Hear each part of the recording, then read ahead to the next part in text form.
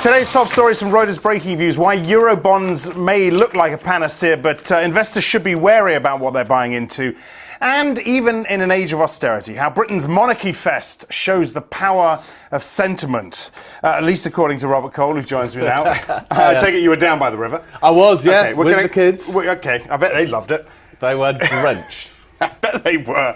Anyway, we're going to come on to that in a second. Let's talk about the Eurobonds. Of course, this idea has never gone away. We've talked about it before. And it's important to stress that these are the newfangled sort of pan-Eurobonds, not the Eurobonds as we sort of know and love them and have been well-established market for the last half century, yeah. What do you think?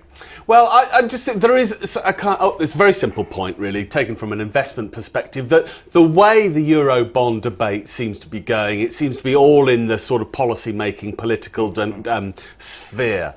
And there is almost an assumption that investors will lap these things up if they could ever be invented or get the political agreement for it. You know, there'd be a more liquid market, you know, there may be a better yield, you know, Germany will probably end up standing behind them anyway. That seems so. You know, investors' interest can be taken for granted, and I'm suggesting in this piece that would be a mistake to take investors' acceptance for granted, because I just don't think that you know, I suppose the central point here is that investors have to be really sure that there is a cast iron guarantee and link between the issuer and the promise, as there is with gilts, JGBs, and of course US Treasuries. And in any kind of even super optimistic scenario, you really cannot see a Eurobond rubric being written by 27 or 17 different countries, which gives investors that cast iron guarantee that they get with other high grade bonds. And for that reason, as well as some others which I go into,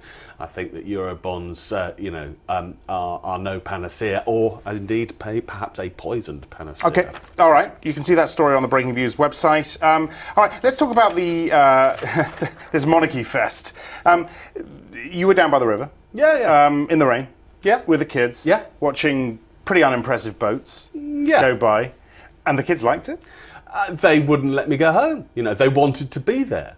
Look, the point I'm trying to make, and I haven't published this piece yet, but I will do this afternoon, I hope, is that, you know, what you've got to appreciate here is you're absolutely right. You know, it was hosing with rain. Yeah. It was completely miserable. But it wasn't that impressive to look at either. It wasn't that impressive to look at, particularly when you're in the rain. This is she looks pretty miserable as well, I've got to say. Yeah. Although I think my favourite thing, I know that Prince Philip's got ill since, but my favourite thing was him in the rain, and he thought it was fantastic. Nothing better than to stand in the pouring rain, looking at all these miserable boats. No, the point I'm trying to get to in this piece is that this is an example, a very, very good example of what is impressive, and that is the draw of the people. The British people. Well, but yes, it's showing, it's manifested in a particular British way in this kind of thing, but every country, everywhere, crowds behave a bit crazily from time to time.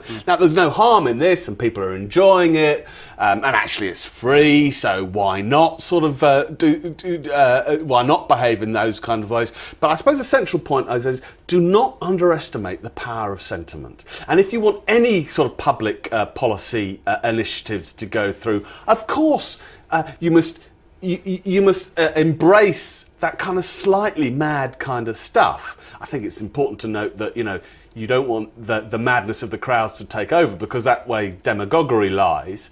But, you know, if policymakers, for example, could get people to love the euro, or even to see it in some kind of affection, it's their job, for example, of trying to keep it together might just be so much easier. And the Brits love the pound, that's why we'll never be part of the euro, right? Well, perhaps that hadn't occurred to me, but yes, Brits do love the pound for reasons which it's a currency. Why, you know, how can you... Perhaps that holds some hope that maybe one day we'll learn to love the euro as well, and we'll have a better economy on the back of it too. All right, Robert, many thanks for sharing that. Robert Cole. If you want to watch our US show, that comes on at 12:30 Eastern, 17:30 BST. I'm Axel Throfel. This is Reuters.